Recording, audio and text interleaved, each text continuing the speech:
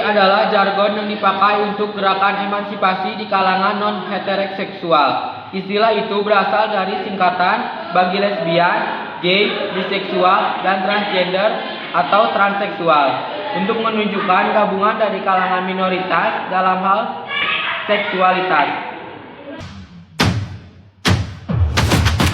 Bahaya LGBT. Faktanya, penyebaran LGBT begitu cepat, bahkan yang tadinya terlahir sebagai perempuan atau laki-laki normal dapat terkena hal tersebut.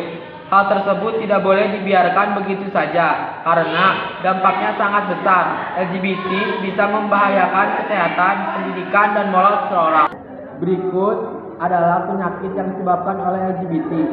1. Kanker anal atau dubur. Kanker mulut, meningitis, HIV atau AIDS. Faktor penyebab terjadinya LGBT: 1. Faktor lingkungan, 2. Faktor keluarga, 3. Faktor genetik. Cara mengatasi LGBT. Karena dampak LGBT sangat mengerikan, sebaiknya ada upaya untuk mencegah timbulnya LGBT. Antara lain sebagai berikut ini. 1. Menjaga pergaulan. 2. Menutup segala celah pornografi, misalnya dari gadget. Orang tua harus aktif dalam hal ini. 3. Diadakan kajian atau seminar mengenai bahaya LGBT di sekolah-sekolah. 4. Adanya undang-undang yang melarang adanya LGBT sehingga hal ini tidak menyebar semakin parah. 5. Diadakan penyuluhan keagamaan mengenai LGBT yang menyimpang dari aturan agama.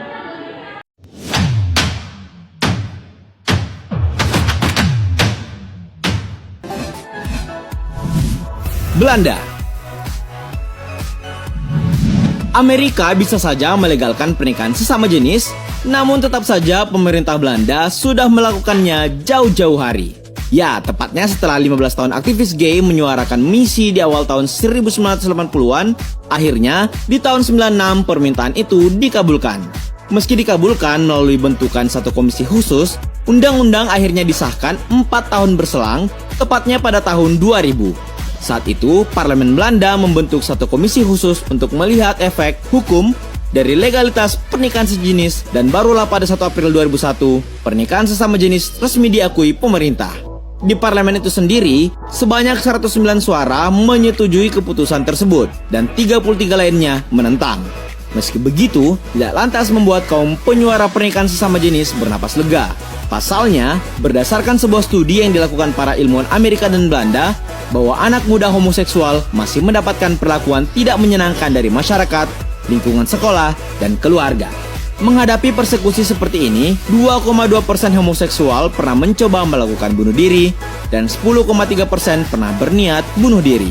Meski begitu, diketahui dalam rentan waktu 1 April 2001 sampai Januari 2011, menurut situs web Radio Netherlands, 20% dari 55.000 homoseksual yang berdomisili di Belanda telah melangsungkan pernikahan.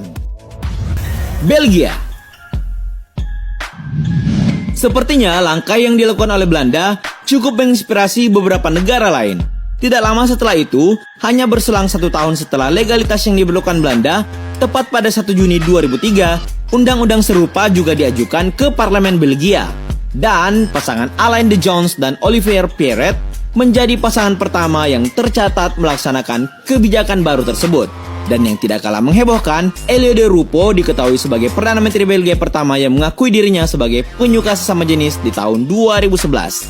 Dan hal tersebut diakuinya sudah dari dulu, tepatnya pada tahun 1996, ia mengaku ke khalayak dengan tetap merahasiakan identitas pasangan di hadapan publik.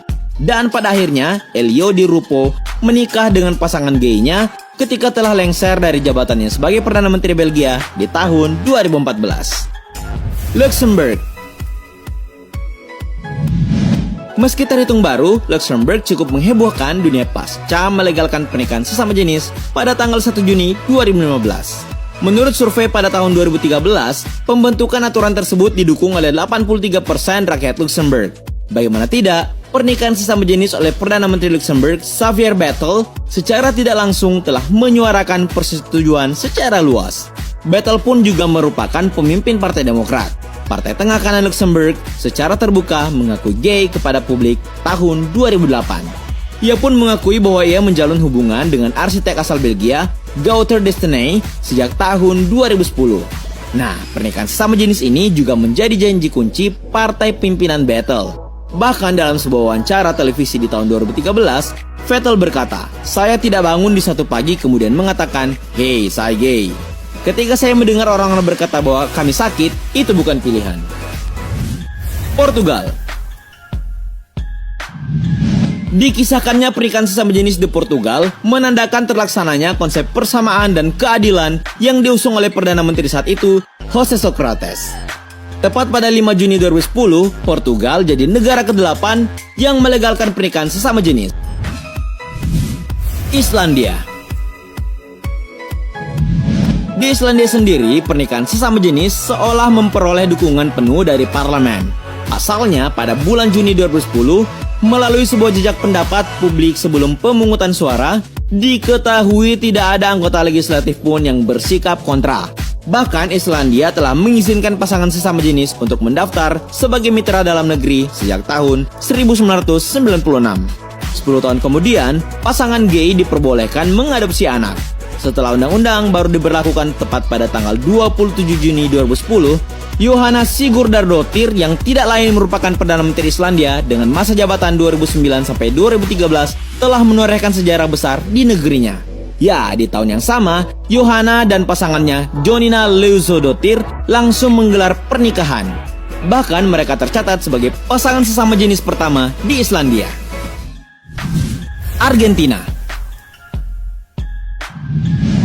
Tahukah kalian, tepat pada tanggal 22 Juli 2010, Argentina diketahui menjadi negara pertama di Amerika Latin yang melegalkan pernikahan sesama jenis. Setelah disetujui oleh Majelis Legislatif Argentina, ditandatanganinya undang-undang oleh Presiden Cristina Fernández de Kirchner, seolah menandakan tanda awal kebebasan bagi penyuka sesama jenis di negara tersebut. Tidak hanya itu, menyusul kemudian diberlakukannya hak-hak yang sama, pasangan sesama jenis bahkan diperbolehkan mengadopsi anak dan mewarisi kekayaan pasangan. Bukan sesuatu yang mudah untuk mengesahkan undang-undang tersebut, apalagi ketika mengingat oposisi yang kuat dari Gereja Katolik dan Gereja Protestan Evangelis. Faktanya, perdebatan akan hal itu berlangsung selama 15 jam lamanya. Sebagaimana dikutip dari laman stasiun televisi Al Jazeera, bahwasanya undang-undang tersebut memperoleh dukungan penuh dari pemerintahan tengah kiri pimpinan Presiden Cristina Kirchner. Dan hasilnya, sebanyak 33 suara menyuarakan dukungan sementara 27 lainnya menentang. Uruguay. Argentina sepertinya tidak akan menjadi satu-satunya.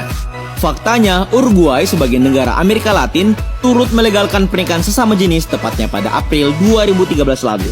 Tidak tanggung-tanggung, sebanyak 71 dari 92 anggota parlemen pada akhirnya menyetujui proposal tersebut setelah 1 minggu para senat mempertimbangkan keputusan dengan saksama. Sementara itu, keputusan yang kontroversi ini menuai kecewa dari pihak Gereja Katolik dan organisasi Kristen Uruguay. Keputusan tersebut nilai akan membahayakan institusi keluarga. Sebenarnya, José Mujica, presiden yang menjabat saat itu, telah melakukan penandatanganan sejak bulan Mei, namun pelaksanaannya diberlakukan setelah 90 hari kemudian. Menyusul keputusan ini, sekitar 6 orang pasangan diketahui telah mendaftarkan pernikahan di kantor catatan sipil. Sebelum disahkan, ternyata beberapa pihak telah memprediksi akan hal ini. Pasalnya, jejak pendapat sempat dilakukan sebelumnya dan terbukti 52% warga Uruguay menyetujui pengesahan tersebut. Skotlandia. Hal yang mengejutkan tentang Skotlandia adalah mayoritas parlemen negara Britania Raya tersebut resmi menyetujui pernikahan sesama jenis. Terdapat 105 orang yang menyepakati sementara 18 orang sisanya menolak. Nah, hasil voting tersebut menjadi langkah awal dilegalkannya perkawinan sesama jenis di negara Skotlandia.